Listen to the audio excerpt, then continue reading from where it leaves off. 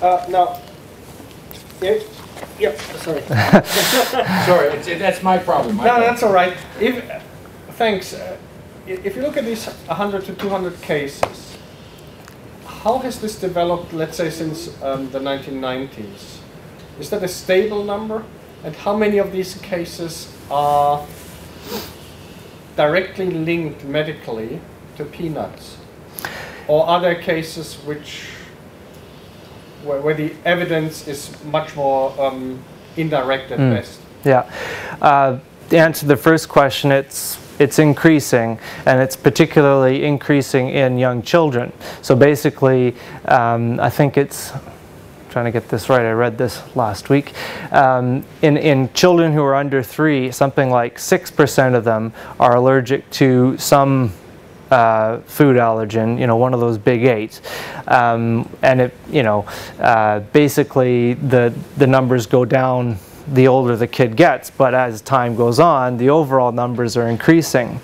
And that 150 to 200, that's a CDC, Center for Disease Control statistic. And so the argument made by people from FAN and the AAA is actually the actual numbers are a lot higher. Now I don't really buy that to a certain extent, because these are the sort of reactions you note. They're not. It's not like an asthma case, for example, where there might be a number of things contributing to the overall reaction. You eat the peanut, you're on the floor, sort of thing. So I think, yeah, the statistics seem to be fairly sound as far as and maybe even somewhat conservative, depending on how you look at them. As I said, the groups like FAN would argue that one of the reasons why we've seen the increases is because the incidences, the reported incidences, are higher than they used to be. I'm kind of skeptical about that, because I think you notice these sort of things. Yes, ma'am. Thank you. It was a very nice paper, thank you. I wondered if I'm going to be rather foolish and stick my neck out and try and tackle your final question. Yeah. Why the asthma people not manage to create the same sort of space. And I'm not sure that you don't have all the elements of the answer in your own talk. First of all, it's, if you're taking it at face value, it's a peanut. It's not a variety of things that trigger this particular reaction. Yep. Second, it's kids. Third, it's kids where it could be the very first dose ever, the kids on the floor. Now, how dramatic is that? Mm-hmm. So you've got an acute condition, you've got children. And I think you also, if I may say so, played down one component, because you talked about patient-led, but then you have this nice little tag alongside it, industry and medical assisted. Yeah. And I wondered whether you shouldn't actually look closer at the industry bit, because there is a definable industry, is there not, that has a major interest in making sure that their product has not got some kind of horrible question mark alongside it.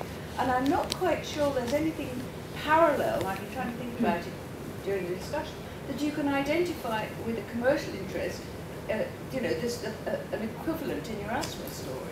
So I just wonder whether your comparison with asthma is actually not such a close one as to help you tackle the question of why are the peanut people done so well, if that's what you're interested in. Yeah, well, I'm being kind of rhetorical with those questions at the end. I know very well why they haven't been that successful, and if you really want to know why, read Greg Mittman's book. The answers are all, well, wouldn't say they're all there, but there are a lot of good answers in that book. Yes, the links between the patient groups and the industry is really interesting, and I've just starting to get at that. I was at the archives of the American Academy of Allergy in the spring in Milwaukee, and it's the difference in how the allergists treat people who are sufferers of anaphylactic allergy, and when they get a letter in the mail, for example, the difference between how they treat those people and the people that claim that they're suffering from reactions to preservatives or corn. Corn's a big one. Is really interesting. I mean, they treat the one as complete, you know, hypochondriacs and people suffering from psychological delusions. The others, they start giving millions of dollars to. So. Just one quick footnote. Some of us, sadly, are old enough to remember the 50s and the argument about the burning of bituminous coal in London, for example, in Pennsylvania, the famous poisoned smog. And that was, of course, driven by people who were trying to sell gas and oil as healthy alternatives to the burning of bituminous coal. So there is a bit in the history of asthma that one could think about in those terms. And by the way, successful, because try burning bituminous coal in London today, try doing it in, well, Edmonton is the oil and gas capital of the universe right now. Definitely try doing it in Edmonton, right? Yeah, oh, sorry. No, but just one sentence. I think there's a very obvious one, and it is peanuts. The symbolism of peanuts is a very powerful one. You might reference the economic side, but I think the symbolism in the English language is so strong that that has helped to push it. And if you, you don't die from a maize, a kernel of maize, but it is a peanut which can kill you. And this is the power behind it. Yeah, physiologically they are very potent allergens, so that's part of it. I'm not talking about the physiology, I'm talking about the symbolism.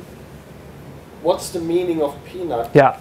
You know, what you're saying is all peanuts. Tiny and infinitesimal. Yeah. Tiny and infinitesimal. And this power, I think, is so important in the whole argument. The symbolism of peanuts.